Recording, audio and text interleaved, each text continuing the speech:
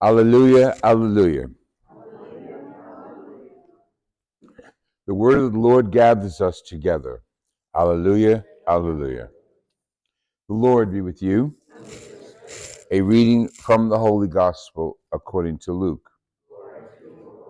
On a Sabbath, Jesus went to dine at the home of one of the leading Pharisees.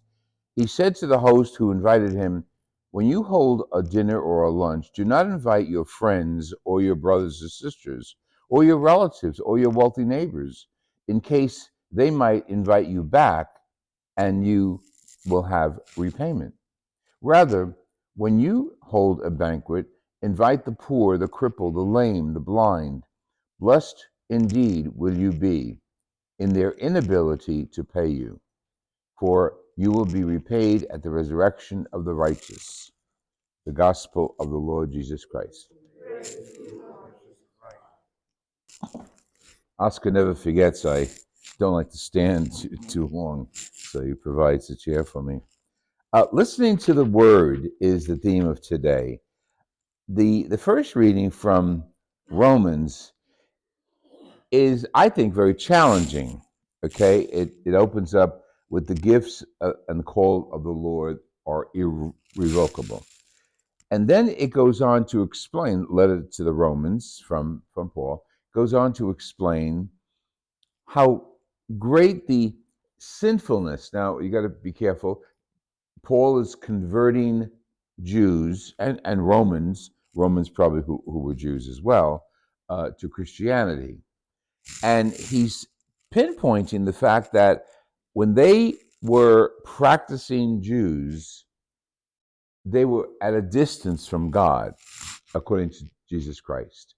When they were practicing Jews, he almost calls them like sinners. They were disobeying God, but they were living up to the Jewish covenant.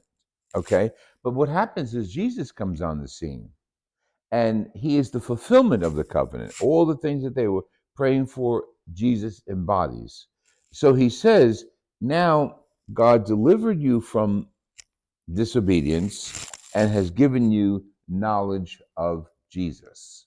That knowledge of Jesus is very important. Knowledge of Jesus would encourage us to follow the example of the dinner or the luncheon that the Pharisees gave, knowing that they invited a politician, Jesus. He was a personality. So people were looking, who's coming, who's here, where's Jesus sitting? I want to sit next to Jesus, because that's the way we work in society. You want to hobnob next to the person who has the most clout. And Jesus looks around and he sees this happening, and he says, "Son of a gun," he says, "you don't get it. When you invite people to dinner, I want you to go outside your circle and invite people who can't come in, who can't afford to come in, who can't afford to repay you or even pay something toward the meal." Now, the other day we were in here where we had the luncheon for the volunteers. It was the whole auditorium, and we're here only temporarily because of the renovation in the church. But that, there had to be, anybody guess how many people were here on Saturday? 200, anybody guess? 252. That's pretty accurate. Okay, so we had over 200 people here. That the parish is thanking all of you who came, and it's right. It's appropriate. But when I left here, and I'm not making fun of what happened. It was very important, because when you get volunteers, you need to honor them and thank them. But when Jerry and I left here, it was a wonderful luncheon, dinner, or whatever it was. The empanadas, whoever made them, they were out of this world. Okay, so we sat with a few people. We chatted with Jerry and Barbara, who came to our Holy Land trip with us, and we chatted. And the place was filled, and all ages. We had kids, we had elderly, we had me. I was in the middle. Now, that's an appropriate way to say thank you. But when we left here, it reminded me of something else. I used to help out at Holy Cross Church in St. Petersburg. And there, the pastor then, he's a different person now, had a meal once a month For the people who live behind the church, they had like, I guess here you don't call them projects, but in Jersey we call them projects, but big buildings. And the people who lived in those buildings behind St. Holy Cross Church are relatively poor. Okay, not poverty stricken, but poor, simple, and they make ends meet. So once a month, the parish used to have a meal for them, and even supplied little dishes that they could take meals home with, so they could bring the joy of the celebration back to their own homes. I'm not criticizing St. Cecilia's for doing it their way. I'm not criticizing Holy Cross, but it's an example of what we should be doing. We invite people into our circle. We invite people into our lives. Um, Regrettably, because we're people, we invite people who will pay us back. And it's almost, and again, it's not, but it's almost like Paul's talking to the Romans, the sin. If you're going to invite people who are going to pay you back, then you're not doing anything good. It's not a sin, but I'm using this example from Paul, because you're going to be rewarded, whether they say thank you or whether they publicize who you are or talk about you in high circles. They're going to thank you and you're going to get your reward. But Jesus is telling us, I want you to reach out to those who cannot pay you back, who cannot give you a reward for your kindness. And that's a contradiction for people.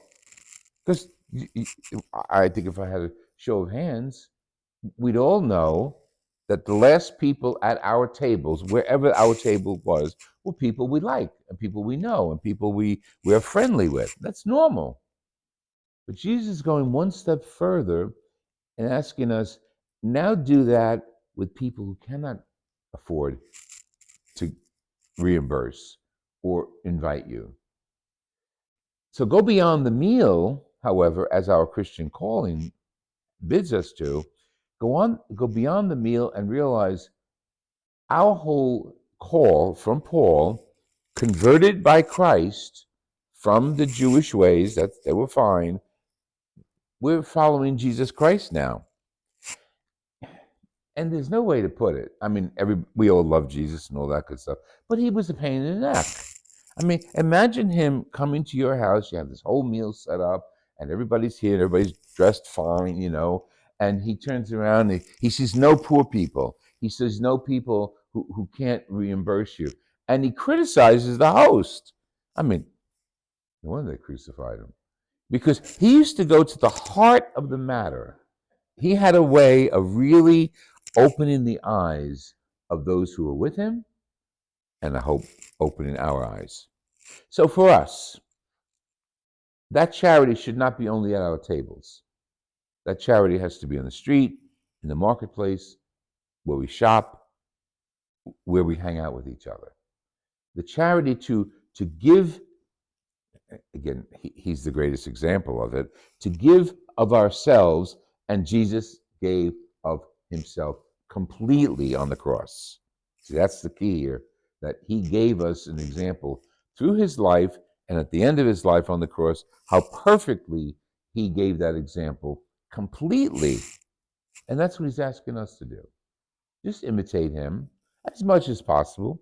Don't be guilt-ridden that you have a nice dinner and we had a nice dinner last night at, I don't know what it's called, Frenchie's or something nearby.